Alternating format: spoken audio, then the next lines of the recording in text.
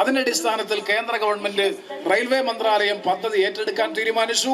അത് ഉദ്ഘാടനത്തിന്റെ പട്ടികയിലേക്ക് ഉൾപ്പെടുത്തി കഴിഞ്ഞാൽ ഒരു കാര്യം എനിക്ക് ഉറപ്പുണ്ട്, പ്രധാനമന്ത്രി ഉദ്ഘാടനം ചെയ്യുന്ന പദ്ധതികളുടെ നിർവഹണം പൂർത്തീകരണം മാസത്തിൽ എല്ലാ മാസവും പ്രധാനമന്ത്രിയുടെ ഓഫീസ് കൃത്യമായി മോണിറ്റർ ചെയ്യുന്നുണ്ട്, കൃത്യമായി അത് റിവ്യൂ ചെയ്യുന്നുണ്ട്.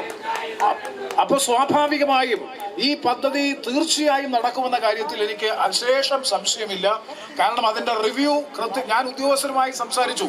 ഞാൻ പറഞ്ഞു, ഈ ഒരു പ്രാരംഭ ഘട്ടത്തിൽ ഇതിന്റെ ഉദ്ഘാടനം ചെയ്യണമോ എന്ന് ചോദിച്ചപ്പോ ഉദ്യോഗസ്ഥർ എന്നോട് പറഞ്ഞത്, സാർ എന്ത് പറയുന്നു, അദ്ദേഹത്തിന് ഉദ്ഘാടനം ചെയ്തിട്ടുള്ള പ്രോജക്റ്റുകൾ കൃത്യമായി വിശദമായിട്ടുള്ള ഓരോ മാസവും അതിന്റെ റിവ്യൂ നടക്കും, മോണിറ്ററിംഗ് നടക്കും. സാങ്കേതിക തടസ്സങ്ങൾ ഏതെങ്കിലും ഉണ്ടെങ്കിൽ കേന്ദ്ര ഗവൺമെന്റ് തന്നെ സംസ്ഥാന ഗവൺമെന്റുമായി ബന്ധപ്പെട്ടുകൊണ്ട് പരിഹരിക്കും. അതുകൊണ്ട് ഇത് ഉദ്ഘാടനം ചെയ്യുന്നത് തീർച്ചയായും നമ്മെ സംബന്ധിച്ച് വളരെ വളരെ അനുഗ്രഹീതമാണ്. അത് ബഹുമാനപ്പെട്ട പ്രധാനമന്ത്രി തന്നെ ഉദ്ഘാടനം ചെയ്യുന്നു എന്നുള്ളത് കൊണ്ട് തന്നെ ഇതിന്റെ പ്രാധാന്യം, ഇതിന്റെ ഗൗരവം വർദ്ധിക്കുന്നു.